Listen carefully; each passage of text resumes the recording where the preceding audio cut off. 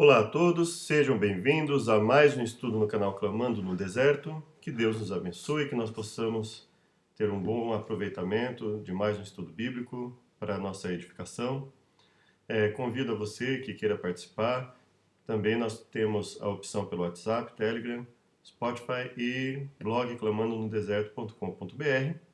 Que Deus nos abençoe sempre. Convido para mais uma oração.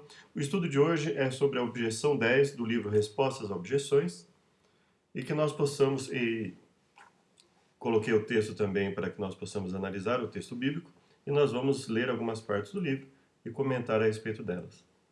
Obrigado, Senhor, por mais uma vez estarmos na Tua companhia, podendo honrar e bendizer o Teu nome. Esteja conosco no estudo da Tua palavra, que tudo que fizermos seja para a Tua honra e glória e não a nossa. Nós imploramos em nome de Jesus Cristo que nos auxilie e nos fortaleça desde agora e para todo sempre. Amém. Comecemos então. A objeção 10 é baseada em Romanos, capítulo 7, que é o capítulo em questão, dos versos 1 ao verso 7. Versos 1 a 7. Romanos 7, de 1 a 7, prova que a lei foi abolida. Então, essa é a premissa.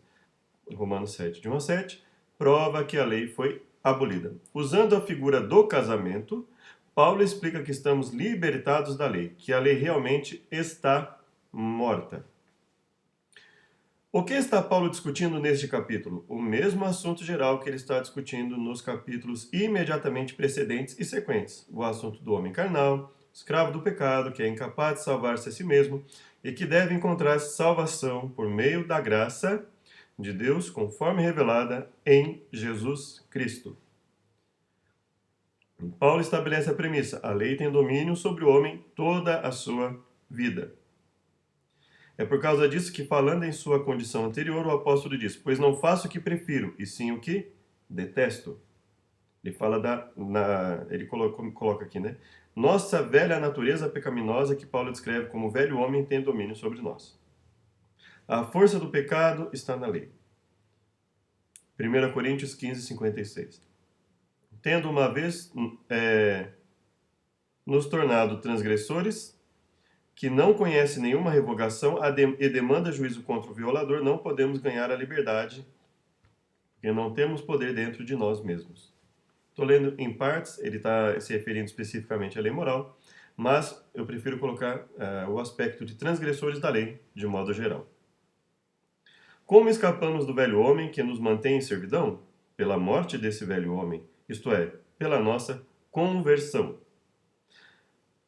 Sabendo isso, que foi crucificado com ele Cristo, nosso velho homem, para que o corpo do pecado seja destruído, e não sirvamos ao pecado como escravos. Fomos, pois, sepultados com ele na morte pelo batismo. Assim também andemos nós em novidade de vida. Não mintais uns aos outros, uma vez que vos despistes do velho homem. É para ilustrar essa transição do domínio do pecado para o governo da justiça que Paulo emprega a figura do casamento. Ele usa 4 partes principais na figura: uma mulher, seu primeiro marido, seu segundo marido e a lei do casamento. A mulher casada está ligada pela lei ao marido enquanto ele vive, mas se o mesmo morrer, desobrigada ficará da lei conjugal. Se morrer o marido, estará livre da lei e não será adúltera se contrair novas núpcias. O primeiro e mais importante ponto dessa ilustração, a partir do qual Paulo prossegue imediatamente para extrair sua lição, é que ele não está falando da morte da lei, mas da morte de um marido. De fato, não haveria nenhum propósito para a sua ilustração se a lei estivesse morta, pois nesse caso não haveria nada para ligar a mulher ao marido. E qualquer discussão de adultério seria sem sentido. Muito importante esse raciocínio. Vou ler de novo. De fato, não haveria nenhum propósito para a sua ilustração se a lei estivesse morta. Não é? Faz muito sentido.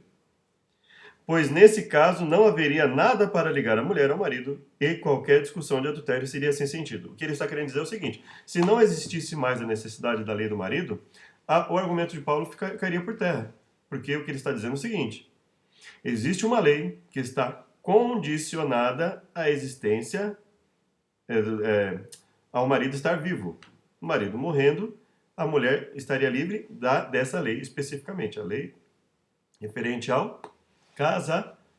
É isso que ele está falando. Então, ele está falando de uma lei que, se não existisse, né, e ele, em todos aqui, em todas as versões, nós vemos sempre aqui o verso no presente, está e não esteve ou estava, dando a entender que essa lei não tivesse mais vigência.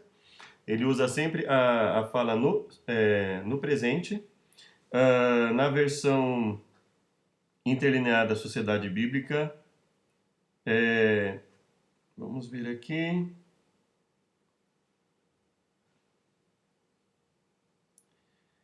Pois a mulher casada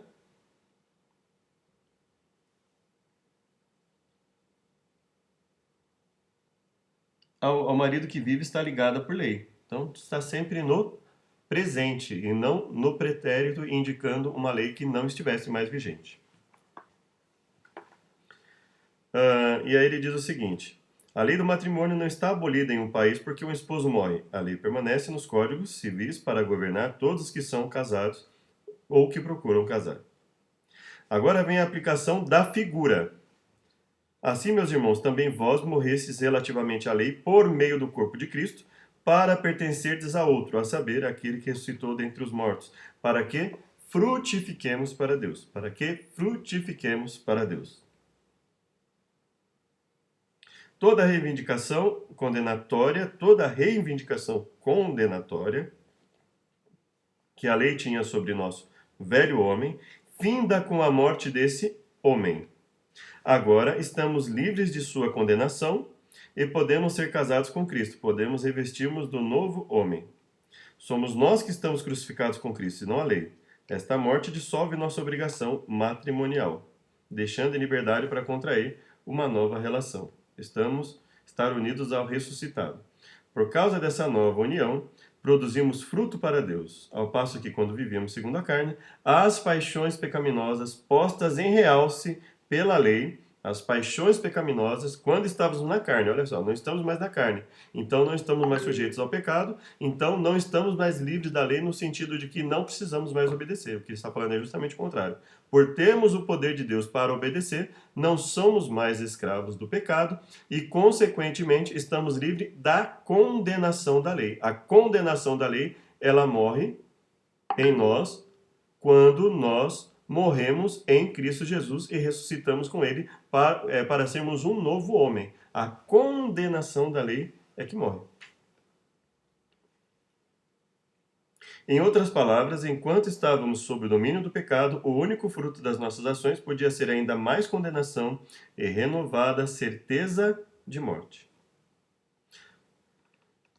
A fim de evitar que seus leitores imaginassem que o problema estava com a lei e não com o homem pecaminoso, Paulo acrescenta imediatamente: que diremos, pois? É a lei pecado? De modo nenhum. Mas eu não teria conhecido o pecado, senão por intermédio da lei. Não teria, pois não teria conhecido a cobiça se a lei não dissera, não cobiçarás. O problema, enfatiza ele mais uma vez, está com o homem pecador, porque bem sabemos que a lei é espiritual. E ele fala, por conseguinte, a lei é santa e o mandamento santo, justo e bom. Porque bem sabemos que a lei é espiritual. Eu, todavia, sou carnal, vendido à escravidão do pecado. Paulo chega ao clímax do seu argumento nos primeiros versos do próximo capítulo. Ele explica que Deus, enviando o seu próprio Filho em semelhança de carne pecaminosa, e no tocante ao pecado, e com efeito condenou Deus na carne o pecado, a fim de que o preceito da lei, ou o justo requisito da lei, na versão, não sei como pronuncia, mas seria Revised ou Revised Standard Version, né? Se cumprisse em nós, que não andamos segundo a carne, mas segundo o Espírito. A morte de Cristo tornou possível nossa salvação, porque, sua vez, resulta não na morte da lei, mas na implantação dela no nosso coração. Retornando à figura do casamento. Mesmo a mais perfeita lei matrimonial não pode tornar o casamento um sucesso. Por isso, o fracasso de um casamento não é motivo para a revogação da lei. Tudo que a lei do casamento pode fazer é estabelecer uma norma para o casamento. Se a norma é violada, os violadores são condenados, mas a lei permanece. O problema não está com a lei que é espiritual, mas conosco, que somos vendidos a escravidão do pecado. Por isso, o pendor da carne é inimizade contra Deus, pois não está sujeito à lei de Deus, nem mesmo pode ser. O pendor da carne é inimizade contra Deus, pois não está sujeito à lei de Deus, nem mesmo pode estar. Em nossa situação redimida, o preceito da lei ou a justiça da lei se cumpre em nós, porque a lei está escrita em nosso coração. Não sabemos como Paulo poderia ter sido mais explícito, e é no cenário de todo o contexto que examinamos a única cláusula na passagem que parece fazer Paulo ensinar a abolição da lei. Diz Romanos 7,6. Agora, porém, libertados da lei, estamos mortos para aquilo a que estávamos sujeitos. Se Paulo aqui ensina a morte da lei, ele não apenas confunde a figura de linguagem que vem usando, mas também contradiz diretamente as próprias declarações literais que ele fez no mesmo contexto. Ele falou da morte de um esposo e pela aplicação da figura da nossa morte. No verso 4, ele diz que nos tornamos mortos para a lei. Será que no verso 6 ele inverte o argumento para dizer-nos que é a lei que está morta? Não desejamos acusar Paulo de tão confuso raciocínio. Há duas maneiras de amenizar a aparente contradição e confusão. Pela explicação da cláusula, estamos mortos para aquilo a que estávamos sujeitos, como se referindo à nossa natureza pecaminosa, ao velho homem que tem tido domínio sobre nós. O pecado operando através da nossa natureza pecaminosa é o que nos sujeitou. Vou ler de novo. A primeira opção. Pela explicação da cláusula, estamos mortos para aquilo que estávamos sujeitos. Mortos para quê? A que estávamos sujeitos? Como se referindo à nossa natureza pecaminosa, ou seja, estamos mortos para a nossa natureza pecaminosa, de modo que não somos mais escravos dela. O pecado operando através da nossa natureza pecaminosa é o que nos sujeitou. 2. Assumindo a posição de que a cláusula estamos mortos para aquilo a que estávamos sujeitos, que é uma variante na chamada versão autorizada, não é uma variante correta. Versões posteriores, baseadas em outros manuscritos, às vezes mais antigos, apresentam uma tradução coerente com todo o argumento de Paulo. Por exemplo, a American Standard Version assim apresenta a cláusula: tendo morrido para aquilo a que estávamos sujeitos. Tendo morrido para aquilo a que estávamos sujeitos. A Revised Standard Version a expõe desse modo: mortos para o que nos mantinha cativos. Ao comentar sobre esse ponto, em Romanos 7,6, Jameson, Fawcett e Brown observam, é agora universalmente concorde que a verdadeira variante aqui é sendo mortos para aquilo a que estávamos retidos. Sendo mortos para aquilo a que estávamos retidos. A variante recebida da versão autorizada não tem absolutamente nenhuma autoridade e é inconsistente com a força do argumento, porque a morte da qual se fala, como temos visto, não é a morte da lei, mas a nossa, através da união com o Salvador crucificado. Ou seja, considerar que a expressão estamos mortos para aquilo a que estávamos sujeitos se refere à nossa natureza pecaminosa, ou, inclusive, considerar que a opção estamos mortos para aquilo que estávamos sujeitos seria uma versão equivocada e seria o mais adequado àquilo a que estávamos retidos ou para o que nos mantinha cativos, que não, obviamente, não era a lei que nos mantinha cativo. Que Paulo não está abordando aqui a invalidade ou o aspecto prejudicial da lei, não. O que ele está abordando justamente é a nossa natureza pecaminosa como algo prejudicial que nos causa a morte em virtude da existência da lei, não é? Então, e aí ele fala, ele faz esse comentário, busca autoridades que confirmam a sua colocação, e a partir disso nós vamos ler então Romanos, capítulo 7, na versão Almeida, corrigida fiel, e na nova versão internacional. E aí vamos comentar um pouco, tendo em mente o que nós já lemos no livro, a respeito da objeção 10. Então, a objeção 10 seria de que a lei morre, a lei perde o seu sentido, ou seja, Paulo estaria indo contra tudo que ele mesmo escreveu, inclusive no livro de Romanos e nos outros livros.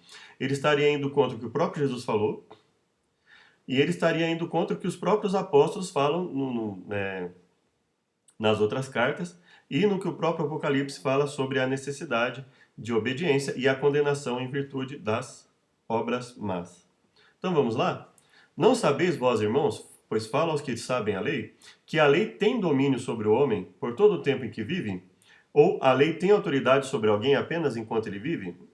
A lei vai ter enquanto ele vive, ou seja, uma vez que ele está morto, a lei não terá autoridade sobre ele, correto? Então, vamos pensar o seguinte: enquanto eu vivo, a lei tem poder sobre mim. No momento que eu morro, o que resta para mim é o juízo de Deus, né? Já não tem o que fazer. Então, aí ele diz o seguinte: porque a mulher que está sujeita ao marido enquanto ele viver, está-lhe ligada pela lei, no presente. Tudo isso está no presente. Pela lei, a mulher casada está ligada a seu marido enquanto ele estiver vivo, mas se o marido morrer, ela estará livre da lei do casamento. Então ele fala tudo isso no presente, a existência da lei do matrimônio no presente em que ele estava falando. De sorte que, vivendo o marido, será chamada adúltera se for de outro marido. Mas morto o marido, livre está da lei do matrimônio. Morto o marido, está livre da lei do matrimônio, por causa da morte do marido. Então, e assim não será adúltera se for de outro marido, mas se ela, a partir do momento que ela tiver esse marido, ela tiver um terceiro, obviamente ela estará sendo adúltera. Então, o que ele está dizendo? A partir do momento que a lei está vinculada à vida do marido, o marido estando morto, essa mulher não será adúltera se contrair um novo casamento, porque não haverá mais a sua vinculação à lei do matrimônio em relação a esse marido falecido. Assim, meus irmãos, também vós estáis mortos para a lei pelo corpo de Cristo, para que sejais doutro daquele que ressuscitou dentre os mortos, a fim de que demos frutos para Deus. Por isso, aqui. Vocês também morreram para a lei por meio do corpo de Cristo, para pertencerem a outro, aquele que ressuscitou dos mortos, a fim de que venhamos a dar fruto em Deus. E aí no verso 5 ele diz, por quê? E aí nós vamos comentar o verso 4 em conjunto com o verso 5. Porque quando estávamos na carne, as paixões dos pecados, que são pela lei, operavam em nossos membros para darem fruto para a morte. Então, quando ele fala estáis mortos para a lei, ele está dizendo o quê? Que eu estou morto para a necessidade de obediência à lei ou estou morto para a condenação da lei? Evidente que ele está dizendo o quê? Que nós estamos mortos para a condenação da lei no momento em que passamos a ser de Cristo. Cristo nos resgata da condenação da lei, da maldição da lei, que é a condenação pela morte eterna ao pecador. Ele fala, quando estávamos na carne, as paixões do pecado que são pela lei, em que sentido elas são pela lei? Quando éramos controlados pela carne, as paixões pecaminosas despertadas pela lei, é a lei que desperta as paixões pecaminosas? Não, evidentemente, o que desperta as nossas paixões pecaminosas é a nossa natureza pecaminosa, não é a lei. A lei, ela vem realçar a necessidade de vencermos a nossa natureza pecaminosa. A lei vem mostrar que aquilo que fazemos é errado. Então, ela desperta o quê? A paixão pecaminosa? Evidentemente, não. Pelo menos não a lei dos mandamentos. Agora, qual é a lei que desperta as paixões pecaminosas? A lei do pecado. Paulo fala de duas leis aqui, né? Se nós formos olhar aqui lá ao final, ele fala o seguinte, achei então, verso 21, achei esta lei em mim, que quando quero fazer o bem, o mal está comigo. Mas vejo nos meus membros outra lei, que batalha contra a lei do meu entendimento, e me prende debaixo da lei do pecado. Então, evidentemente, Paulo não está falando aqui sobre a lei de Deus, a lei que Deus estabeleceu para que nós não pequemos, e que ele mesmo diz que quando éramos controlados pela carne, as paixões pecaminosas despertadas pela lei atuavam em nossos corpos, de forma que dávamos fruto para a morte. Então nós morremos para quê? Bom, em primeiro lugar, nós morremos para a condenação à morte em relação à lei de Deus, e nós morremos para a lei do pecado, que é uma lei que ele coloca aqui, a lei que vai contra o entendimento dele, que é a lei do pecado. Então, nós morremos para que lei? Nós morremos para a lei do pecado e nós morremos para a condenação da lei. Isso é extremamente coerente quando nós lemos o verso 5 E o verso 6, quando ele diz: agora temos sido libertados da lei, tendo morrido para aquilo que estávamos retidos. Morrendo para aquilo que antes nos prendia, fomos libertados da lei, para que sirvamos conforme o novo modo do Espírito, e não segundo a velha forma da lei escrita. Então, ou seja, nós fomos libertos da condenação da lei escrita, a lei passa a vigorar no nosso coração e não apenas no papel, ou seja, quando a lei está aqui no papel, então eu leio, não matarás. Mas ela não está introjetada em mim, ela não está no meu coração. Eu ainda não tenho consciência adequada e o poder para obedecer. Então ela só está ali no papel. No momento em que ela é colocada no meu coração, eu passo a servir conforme o novo modo do Espírito, porque a lei está no meu coração. E quando a lei passa a estar no coração do povo de Deus, a todo momento, desde o Gênesis, desde quando ele criou o ser humano, ele busca colocar a lei no coração do ser humano, falar para o ser humano, buscar refletir sobre aquela lei, colocar a lei no coração. Nós vimos isso no estudo a respeito dos livros de Moisés, que Deus deu para inspirou Moisés a escrever. Nós vemos isso constantemente no Gênesis. Antes da lei escrita, havia a noção do certo e do errado, de um povo mau e grande pecador diante de Deus, e de pessoas justas e íntegras, retas e íntegras perante o Senhor. Nós vemos isso constantemente na Bíblia. Ou seja, quando nós contextualizamos, quando nós colocamos isso no seu contexto adequado, nós percebemos que nós somos libertos do quê? Nós somos libertos da condenação da lei. E nós somos libertos também de qual lei? Que é uma lei que Paulo coloca lá embaixo, da lei do pecado.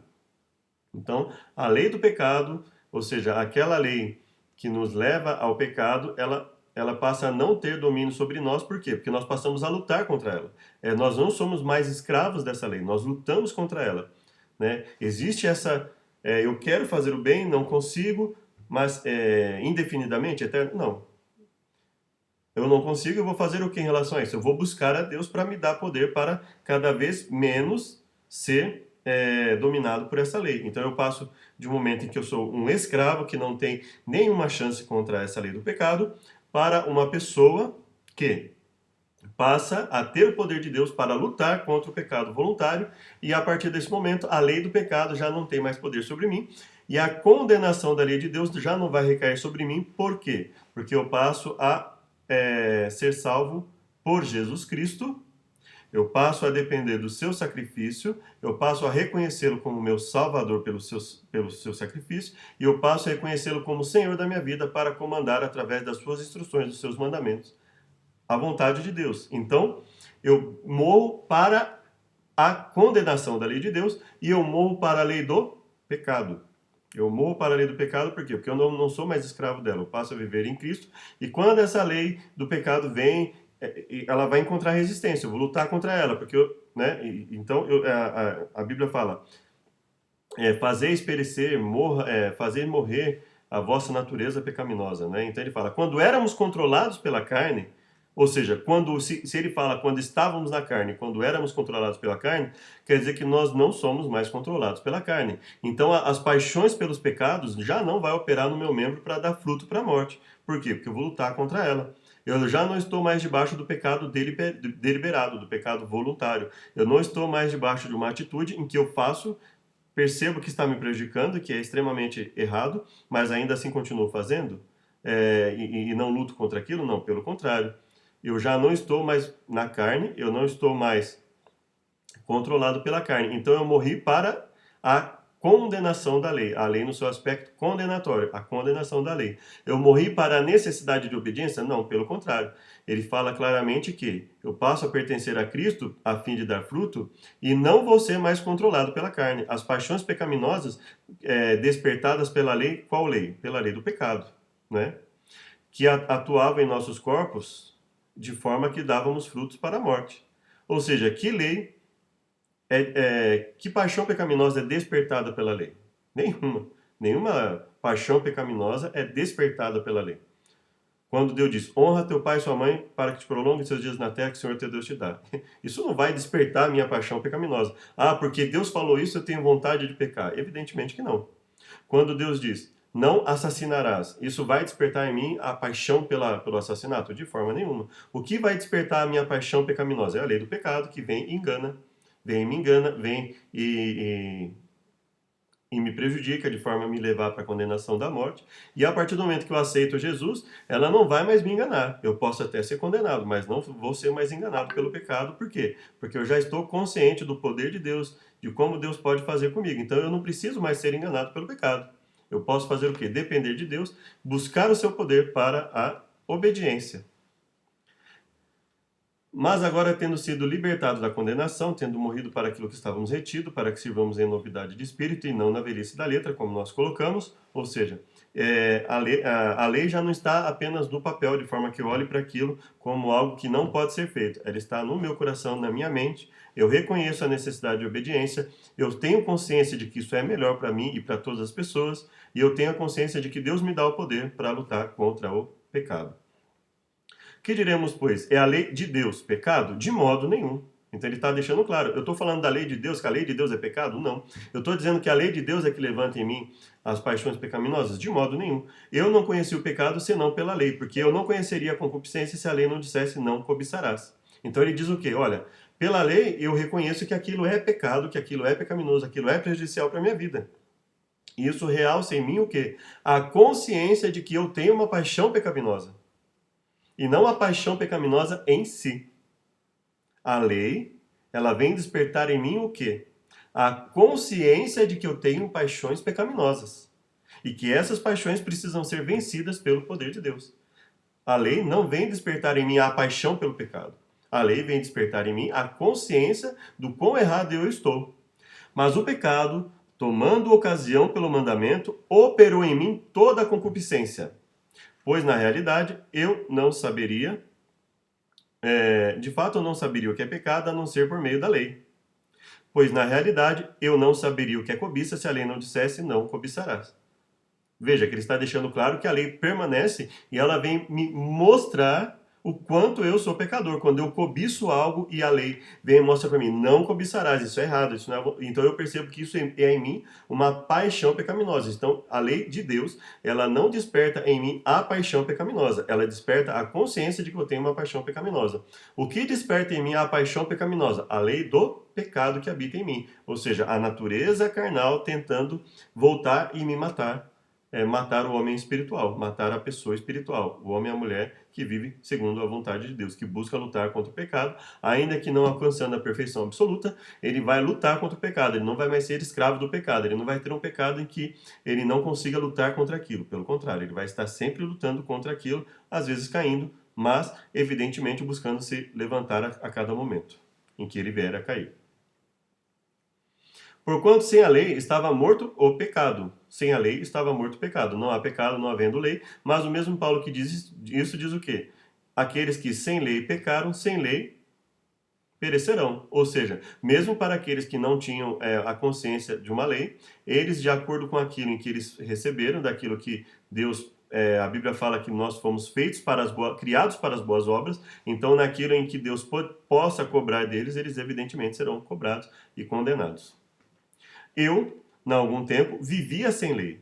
E eu, na algum tempo, vivia sem lei. Mas vindo o mandamento, reviveu o pecado e eu morri. Vindo o mandamento, reviveu o pecado e eu morri. E o mandamento que era para a vida, achei ou descobri, de acordo com algumas traduções, né? A tradução interlinear, ela coloca o achei também e coloca ela um equivalente no descobri. Né? Apesar que para nós achei e descobri revelam coisas distintas, né? Achei tem o sentido de uma má impressão, que é o que faz mais sentido no contexto, e o descobri dá a ideia de uma certeza, não é? E o mandamento que era para a vida, achei eu que era para a morte. E o mandamento que era para a vida, achei eu que me era para a morte. Porque o pecado, tomando ocasião pelo mandamento, o pecado me enganou. O pecado, tomando ocasião pelo mandamento, me enganou e por ele me matou. Ou seja, mesmo quando eu conheci o mandamento, enquanto ele estava só ali na letra e não estava introjetado em mim através do Espírito de Deus, não estava no meu coração, o pecado veio, me enganou e eu morri do mesmo jeito, porque eu morri e me matou, ou seja, estava morto para Deus, né? E por ele me matou. E assim, e ele fala, antes eu vivia sem a lei, mas quando o mandamento veio, o pecado reviveu e eu morri. Então veja, ou você entende que ele morreu para o pecado, ou você entende que ele morreu para Deus. Né? Ou seja, ou ele passou a continuar pecando e morreu para Deus, ou você entende que ele entendeu que aquilo era pecado e morreu para o pecado para viver para Deus. Descobri que o próprio mandamento destinado a produzir vida, na verdade, produziu morte. Agora, foi o mandamento em si que produziu a morte? O que produz a morte? A transgressão. Então, não é o mandamento foi destinado a produzir vida. E quando ele passa a produzir morte? Quando o ser humano passa a transgredi-lo. Então, não é o mandamento em si que produz a morte. O que produz a morte é a transgressão. E no caso da morte eterna, a transgressão voluntária, quando nós temos consciência de que nós temos que lutar contra aquilo e, deliberada, voluntariamente, vamos contra. Logo tornou-se-me o bom em morte? De modo nenhum. O pecado, aproveitando a oportunidade dada pelo mandamento, enganou-me e, por meio do mandamento, me matou. De fato, a lei é santa. E o mandamento santo, justo e bom. Veja que ele não está recriminando o mandamento e muito menos dizendo que o mandamento acabou. E então, o que é bom se tornou em morte para mim? De maneira nenhuma. Mas para que o pecado, olha só, e aí vem aquilo que nós raciocinamos lá em cima, anteriormente, e que Paulo vem confirmar isso textualmente. Mas, para que o pecado se mostrasse como pecado, ou para que se mostrasse pecado, operou em mim a morte pelo bem, a fim de que pelo mandamento o pecado se fizesse excessivamente maligno. De modo que por meio do mandamento ele se mostrasse extremamente pecaminoso, ou seja, através do mandamento eu percebo o quanto o pecado é prejudicial para a minha vida. Então ele está deixando claro, não está aqui condenando a lei ou dizendo que a lei foi abolida. Ao contrário, ele está dizendo que no momento em que a lei é colocada no nosso coração, nós não somos mais reféns da lei escrita, porque essa mesma lei escrita, ela faz parte do nosso coração, faz parte da nossa mente. Nós deixamos de lado a rebeldia, nós deixamos de lado a escravidão que a natureza pecaminosa havia imposto em nós e passamos a lutar contra o pecado. Porque sabemos que a lei é espiritual, mas eu, Paulo, sou carnal e nós também somos carnais, vendido sob o pecado, né? Pois fui vendido como escravo ao pecado, mas continuei sendo escravo do pecado? Evidente que não. Né? Ele havia falado lá no começo que já não somos mais dessa forma, né? Ele fala que quando estávamos na carne, as paixões do pecado, que são pela lei, operavam em nossos membros para dar fruto pela morte. Ou seja, aquilo ficou no passado. Não sou mais escravo disso. Não somos mais. Porque o que faço, não o aprovo. Pois o que quero, isso não faço, mas o que aborreço, isso faço. Então ele fala do quê? É assim mesmo, eu sou pecador? Não, ele está falando o quê? É uma luta. O que faço, não aprovo, então estou em constante luta. Eu sei daquilo, tenho consciência daquilo e aborreço o que faço. E se faço o que não quero, consinto com a lei que é boa. Ou seja, se eu não quero fazer aquilo, eu estou consentindo com a lei que é boa. Eu estou confirmando que a lei é boa, que aquilo é prejudicial para mim. De maneira que agora já não sou eu que faço, mas o pecado que habita em mim. Mas como eu sou escravo do pecado, não. O pecado ainda está em mim, mas eu luto contra ele. Eu não sou mais escravo dele, não estou mais sujeito às paixões pecaminosas. Ele mesmo deixou claro isso lá em cima. Porque eu sei que em mim, isto é, na minha carne, não habita bem algum. E com efeito, o querer está em mim, mas não consigo realizar o bem. Porque não faço o bem que quero, mas o mal que não quero, esse faço. Ora, se faço o que eu não quero, já não o faço eu, mas o pecado que habita em mim. Acho então essa lei em mim, que quando quero fazer o bem, o mal está comigo. Mas eu sou escravo disso? Não, ele havia acabado de deixar claro lá. Não sou mais escravo disso, mas isso ainda tenho que lutar contra isso, porque algumas vezes, né? Evidentemente, o mais coerente aqui, pelo contexto bíblico, não é que muitas vezes isso acontece, mas que, vez ou outra, isso ainda continua acontecendo. Ora, se eu faço o que não quero, já não faço eu, mas o pecado que habita em mim. E aí ele fala que achou essa lei. Quando quero fazer o bem, o mal está comigo. Por quê? Porque, segundo o homem interior, tenho prazer na lei de Deus. Mas segundo o homem interior, tenho prazer na lei de Deus. Ele não está colocando algo como algo impossível, ele não está colocando como algo prejudicial, pelo contrário. Ele fala, segundo o homem interior, ou seja, segundo o homem espiritual, Tenho prazer na lei de Deus. No íntimo do meu ser, tenho prazer na lei de Deus. Mas vejo outra lei atuando nos membros do meu corpo, guerreando contra a lei da minha mente. Se está guerreando, ele já não é mais escravo. Ele já não está mais cedendo invariavelmente a isso. Ele está ali guerreando contra a lei da minha mente, tornando-me prisioneiro da lei do pecado que atua em meus membros. Então, ou seja, ele tem uma lei ali que está tornando ele prisioneiro, mas ele é escravo daquilo? Não, porque ele está lutando contra aquilo. Miserável homem que sou, quem me livrará do corpo dessa morte? Graças a Deus por Jesus Cristo nosso Senhor, de modo que com a mente eu próprio sou escravo da lei de Deus, mas com a carne da lei do pecado. Então ele fala, agora, ainda que os meus membros ainda estejam presos à lei do pecado, a minha mente é escrava da lei de Deus, ou seja, eu luto constantemente contra essa prisão dos meus membros. A minha mente já não é mais presa, então eu já não sou mais um escravo incondicional do pecado. Porque ainda que os meus membros estejam prisioneiros do pecado em alguns aspectos, a minha mente já não está mais prisioneira. Então eu luto e o poder de Deus vai me libertando. E nós vemos isso claramente quando Paulo fala o quê? Quando Paulo diz, ressaltando e reforçando isso, quando éramos controlados pela carne, não somos mais, ou seja, quando éramos controlados pela carne. Agora nós não somos mais prisioneiros da carne porque ela não aprisiona a nossa mente. Ainda que em alguns aspectos ela aprisione o nosso corpo, nossa natureza pecaminosa, nossos instintos, a nossa mente já não é mais escrava, não é mais controlada pela carne, não é mais controlada pelos instintos. Ou seja, eu luto e Deus vai me dando poder e eu vou vencendo isso. Mas agora, morrendo para aquilo que antes nos prendia, fomos libertados da lei. E o que nos prendia? Era a lei que nos prendia? Não, era o pecado. Era a tendência pecaminosa incondicional que nos prendia. Ou seja, eu estava refém, tanto no corpo como na mente, refém da lei do pecado. E, em virtude disso, a lei de Deus só servia para me condenar. No momento em que eu passo a viver para Deus, a lei de Deus passa a ser introjetada, passa a ser colocada, passa a fazer parte da minha mente, do meu coração.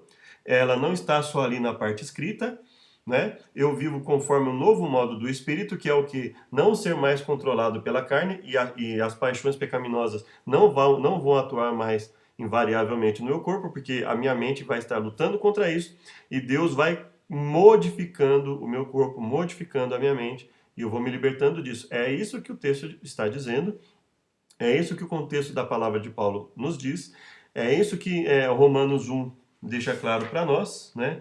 Quando diz o seguinte, né? Romanos 1 nos diz, como nós já lemos em outros momentos, e vamos ler novamente, diz o quê? A ira de Deus, capítulo 1, verso 18, a ira de Deus se revela do céu contra toda a impiedade e perversão dos homens que detêm a verdade pela injustiça. Porque o que de Deus se pode conhecer é manifesto entre eles, porque Deus lhes manifestou. O que Deus se pode, porque os atributos invisíveis de Deus, assim o seu eterno poder, como também a sua própria divindade, claramente se reconhecem desde o princípio do mundo, sendo percebidos por meio das coisas que foram criadas. Tais homens são, por isso, indesculpáveis, porquanto, tendo conhecimento de Deus, não glorificaram como Deus, nem lhe deram graças, antes se tornaram nulos em seus próprios raciocínios, obscurecendo-se-lhes o coração insensato, inculcando-se por sábios, tornaram-se loucos.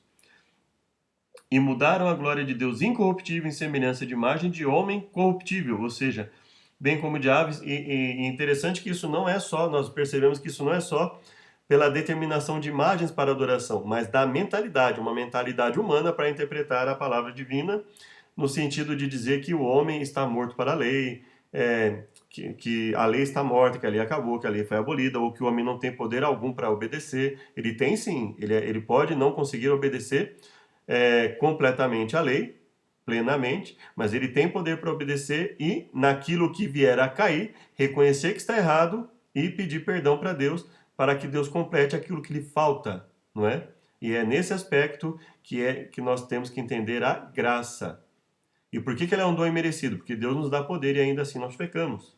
Então veja que, de modo algum, a Bíblia está falando contra a lei e muito menos que a lei acabou, que nós não temos mais necessidade de lei. Pelo contrário, a própria defesa do Novo Testamento, ou da Nova Aliança, por assim dizer, ela fala justamente de colocar a lei no nosso coração. Ou seja, se a lei é colocada no nosso coração, ela existe, ela precisa existir. Por isso Deus os entregou tais homens à imundícia, pelas concupiscências de seu próprio coração, para desonrarem o seu corpo entre si. Pois eles mudaram a verdade de Deus em mentira, adorando e servindo a criatura em lugar do Criador, o qual é bendito eternamente. E aí lá ao final, ele diz o seguinte: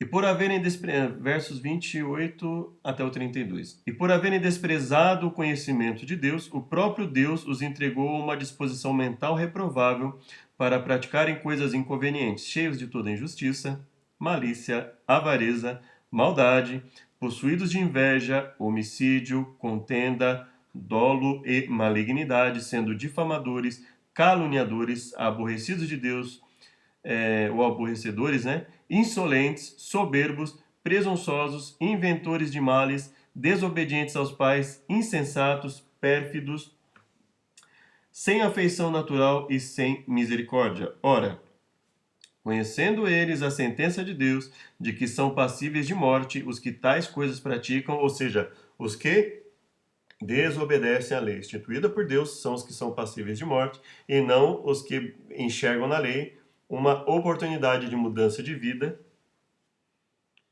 Não somente as fazem, mas também aprovam os que assim procedem. E aí veja, quando você começa a fazer algo e enxergar aquilo como bom, como indiferente, você passa inclusive a muitas vezes incentivar outros a fazerem o que é errado, seja por mau testemunho, seja por teoria. A versão da Nova Tradução na linguagem de hoje diz o seguinte: cheios de todo tipo de perversidade, maldade, ganância, vícios, ciúmes, crimes de morte, brigas, mentiras, malícia, caluniam, falam mal uns dos outros, têm ódio de Deus, são atrevidos, orgulhosos e vaidosos, inventam maneiras de fazer o mal, desobedecem aos pais, são imorais, não cumprem a palavra, não têm amor por ninguém, não têm pena dos outros. Eles sabem que o mandamento de Deus diz que aqueles que fazem essas coisas merecem a morte, mas mesmo assim continuam a fazê-la, e pior ainda, aprovam os que fazem as mesmas coisas que eles fazem. Esse é o mesmo Paulo que está escrevendo Romanos, capítulo 7. Tenhamos isso em mente. Espero que tenha sido proveitoso, espero que tenha sido útil, que Deus nos abençoe a todos. Uma feliz semana, boa noite, bom dia, boa tarde, dependendo de onde cada um esteja. Que possamos confiar e depender de Deus em todos os momentos. Gostaria de te convidar para uma oração final e que Deus aperfeiçoe na nossa mente cada vez mais a sua mensagem. Oremos. Obrigado, Deus, por mais uma chance de falar a tua palavra. Queremos pedir perdão por nossas falhas e pecados, pedir o seu auxílio na compreensão da tua palavra sobre cada um de nós. Nós imploramos em nome de Jesus que esteja conosco hoje e sempre, a cada momento. Perdoe, Pai, por alguma falha que eu, como ser humano, tenha cometido, mas que o teu poder venha aperfeiçoar essa mensagem na mente de cada um de nós. Em nome de Jesus, nós imploramos, hoje e para sempre. Agradecemos. Amém. Sejam muito bem-vindos. Muito obrigado por mais uma oportunidade. Até o próximo estudo. Graça e paz a todos nós. Maranata, o Senhor logo vem.